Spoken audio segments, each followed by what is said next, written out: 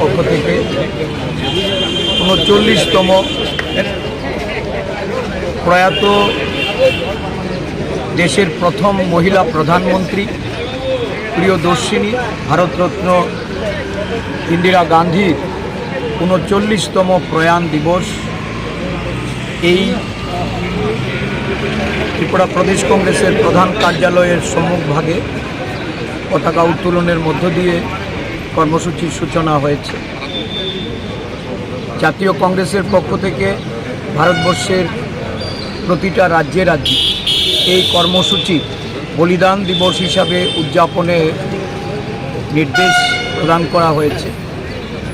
ভারতবর্ষের সংহতি ও ঐক্যের জন্য ইন্দিরাজি আজ থেকে ৩৯ বছর পূর্বে এই দিনে উনি আত্মবলিদান দিয়েছেন।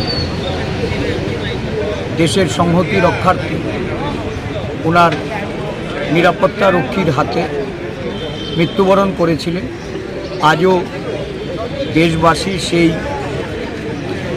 কলঙ্কিত দিন এবং কালো অধ্যায়কে মন থেকে মুছে ফেলতে পারেনি।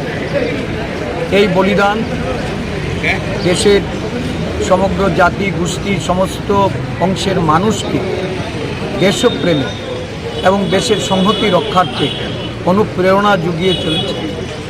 আমরা ইন্দিরাজির এই দেশপ্রেমে উদ্বুদ্ধ হয়ে তার যে দিশা সেই দিশায় আমরা পরিচালিত হওয়ার সংকল্প গ্রহণ করার জন্য এই দিনটিকে আমরা উদযাপন করি।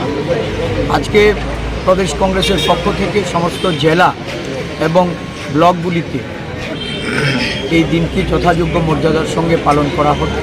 বিভিন্ন জেলায় রক্তদান শিবির করা হচ্ছে। আমাদের যুব কংগ্রেস, মহিলা কংগ্রেস আগরতলায় রক্তদান শিবির করছে। খোয়াই জেলাতে জেলা কংগ্রেসের উদ্যোগে রক্তদান হচ্ছে। সোনামুড়া জেলায় স্বাস্থ্য শিবির অনুষ্ঠিত হবে, সেখানে বস্ত্রদান হবে। বিভিন্ন জেলায় জেলায় হাসপাতালে রোগীদের মধ্যে ফল ও খাদ্য বিতরণ করা হবে। শিশুদের জন্য তারা বিভিন্ন কর্মসূচি গ্রহণ করেছে। এই দিনটিতে আমরা দেশের মানুষের কাছে এই বার্তা দিতে চাই, দেশপ্রেমে উদ্বুদ্ধ হয়ে জাতীয় সংহতি যেখানে বিপন্ন করার একটা অপচেষ্টা শুরু হয়েছে, সমস্ত ষড়যন্ত্রকে রুখে দেওয়ার লক্ষ্যে ভারতবর্ষের জাতীয় কংগ্রেসের সৈনিকরা তারা যেন সতর্ক থাকে, জাগ্রত থাকে এবং ইন্দিরাজির প্রদর্শিত পথে এগিয়ে যেতে দেশের মানুষকে, রাজ্যের মানুষকে তারা সংগঠিত। ধন্যবাদ। Thank you.